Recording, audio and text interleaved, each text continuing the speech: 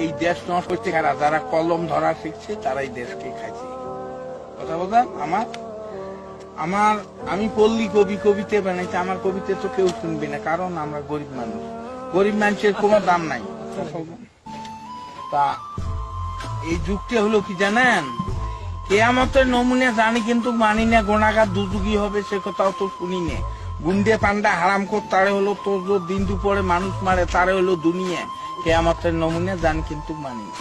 সরকারি চাকরি করে বেতন 5,000, 50,000 টাকা মাসে খরচ দেখি তার, বাকি টাকা কেমনে আছে সে কথা আর বলি না। কেয়ামতের নমুনা জানি কিন্তু মানি না। ডিজেল ভেজাল, পেট্রোল ভেজাল, অকটেন ভেজাল, ভেজাল পদ্মা মেঘনা যমুনা, অর্থাৎ কোম্পানি ভেজাল। কেয়ামতের নমুনা জানি কিন্তু মানি না। ভেবে কয় রাধাবতর সরকার, মানুষ হওয়া কি ছিল দরকার, পশু হওয়া ছিল ভালো, আখিরাতের কাজ করি না, অর্থাৎ পরকালের কাজ করি না। কেয়ামতের নমুনা জানি কিন্তু মানি না। কথা বলেন।